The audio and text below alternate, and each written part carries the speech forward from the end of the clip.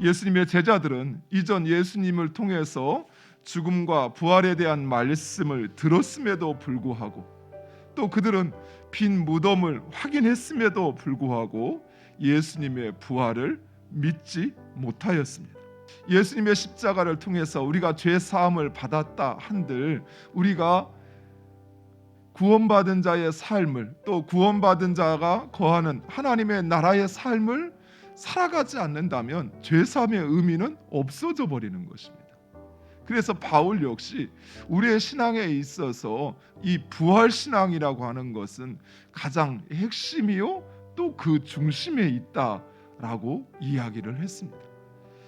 성도들 가운데도 예수님의 고난과 십자가를 인정하지만 부활을 믿지 못한다 하는 사람들이 있습니다. 예수님처럼 도덕적이고 선한 삶을 살아야 하지만 부활과 같이 이적적인 건 믿을 수 없다라는 것입니다. 그러나 예수님의 십자가는 곧 부활을 위한 십자가였지 십자가 단독적으로 존재하는 게 아니라는 것이에요. 예수님은 단지 이 땅에 우리에게 본을 보여주기 위해서만 오신 분이 아니라는 것입니다. 예수님은 우리로 하여금 죄 사함을 받고 구원받은 자들에게 약속된 하나님의 나라, 그 하나님의 나라에 살아가는 우리의 모습, 그것을 우리에게 보여주시고 또 믿게 하시고 살게 하시기 위하여 이 땅에 오셨고 그 사역을 감당하셨습니다. 부활하신 예수님은 눈에 보이기도 하고 먹기도 하십니다. 즉 지금 우리와 똑같은 몸의 형태를 가졌으나 완전히 변화된 살과 뼈를 가진 몸이라는 것입니다. 이러한 부활하신 예수님의 몸이 중요한 것은 예수님은 부활의 첫 열매이십니다. 즉 이어서 맺혀지는 부활의 몸, 즉 우리들, 예수님은 부활의 첫 열매가 되어서 이제 부활하게 될 우리의 모습이 어떠한지를 예수님은 보여주고 계신 것이에요.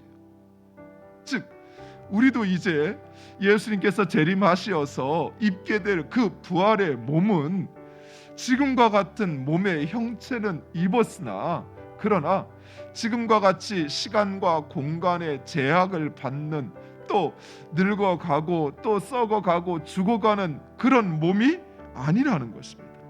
우리 역시 지금 당장은 부활의 몸을 입지 않았으나 그러나 이제 부활의 몸을 입을 사람들입니다. 비록 지금은 우리가 죽음과 세상의 제약에 살고 있다고 하나 그러나 우리는 부활의 몸을 입을 사람들이기에 그 죽음의 위협에 더 이상 영향받지 않아야 한다는 사실이에요.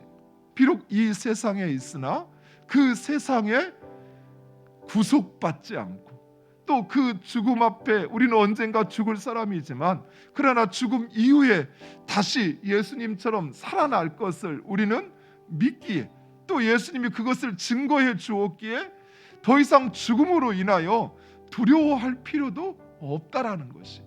사랑하는 성도 여러분, 이 세상 권세는, 죽음은 더 이상 우리에게 위협이 되지 못합니다. 세상이 우리의 몸을 해하고 죽인다 할지라도 우리는 부활의 몸으로 다시 살 것입니다. 따라서 예수님께서 이 세상을 이기신 것처럼 우리 역시 세상을 이기었습니다. 세상에 대하여, 죽음에 대하여 결코 두려워하지 마시기 바랍니다. 부활하신 예수님께서 제자들을 찾아오신 데는 또 하나의 핵심적인 이유가 있습니다. 그것은 바로 제자들을 세상으로 보내시기 위함이었습니다.